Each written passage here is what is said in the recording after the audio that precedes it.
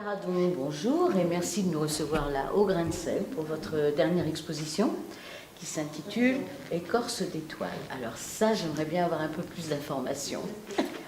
Bon, eh bien bonjour. Écorce d'étoiles, alors écorce au singulier, parce que je vois qu'on le met au pluriel et souvent. étoile au pluriel. Et étoile au pluriel.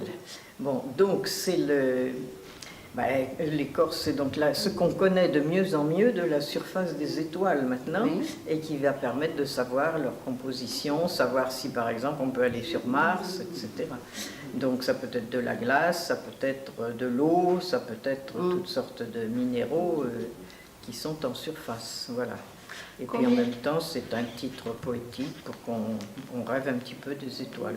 Vous ressemblez un petit peu plus aussi à Monique Caradon. Oui.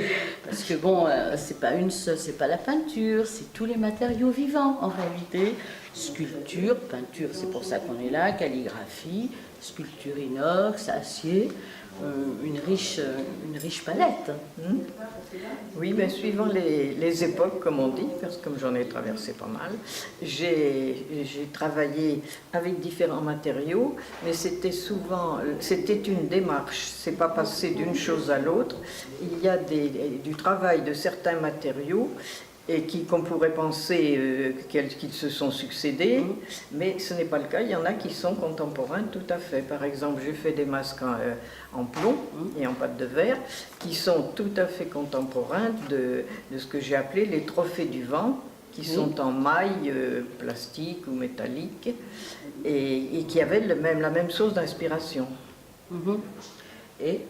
Et donc, je veux dire que ces matériaux ne sont pas... C'est pas l'idée d'avoir un choix de matériaux. C'est une démarche que ça correspond à une démarche, oui, c'est ça. période. Quoi. Par exemple, j'ai travaillé sur les insectes, pour m'en inspirer. Eh bien, les mailles me paraissaient tout à fait appropriées à ce travail, beaucoup plus que le plomb, par exemple. Plus léger. Le verre et tout ce qui est sur verre, alors Alors le verre, les masques en verre sont tout à fait contemporains, sont faits en même temps, enfin pas le même jour, mais en même temps, dans la même période que les masques en plomb. Et une petite entorse par la calligraphie. La calligraphie, pourquoi? Il y avait longtemps que j'avais envie de faire de la calligraphie chinoise, que je trouve extrêmement belle, dynamique, et comme ce qui m'intéresse, vous pouvez le remarquer, c'est le mouvement. Oui.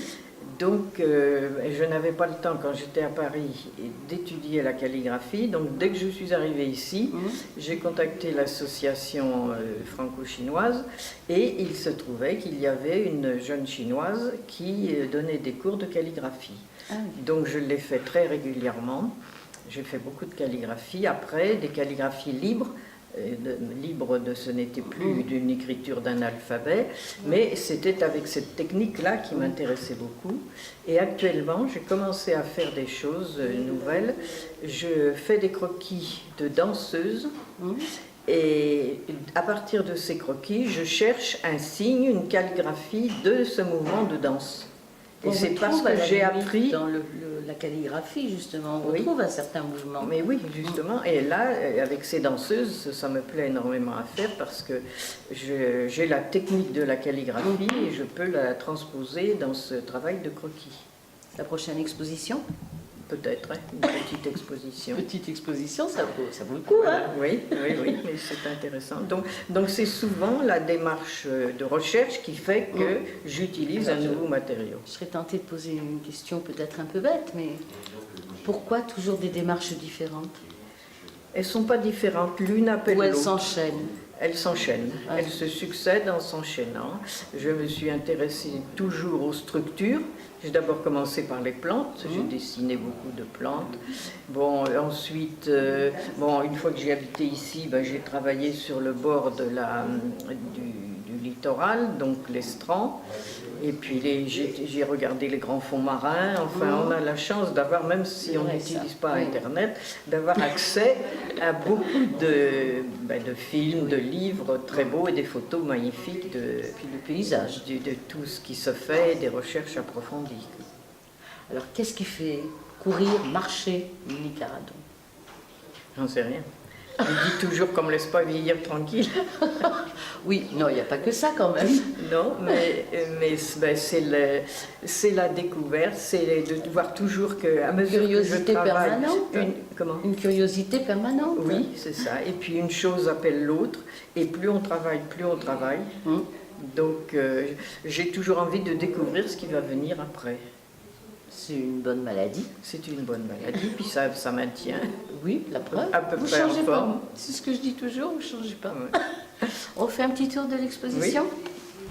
Là, ça demande une explication qui est inscrite, effectivement. Oui, ben, je vais vous la lire si voilà, vous voulez, exactement. je l'expliquerai.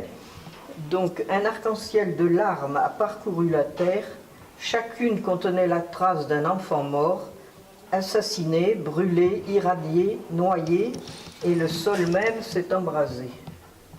Donc, l'idée, c'est de former ces bulles qui évoquent des larmes, avec à l'intérieur un modelage que j'ai fait, enfin une petite sculpture, qui évoque des enfants morts, dans un mouvement donc de traces. De enfin, traces, oui, oui, bien sûr, par rapport à tout ce que l'on voit Voilà. en ce moment, Alors, notamment les enfants noyés, les drames, on oui, voit c'est ce que ça. j'allais dire. Oui. Les enfants soldats, les enfants sous les bombardements, enfin on voit des choses absolument atroces auxquelles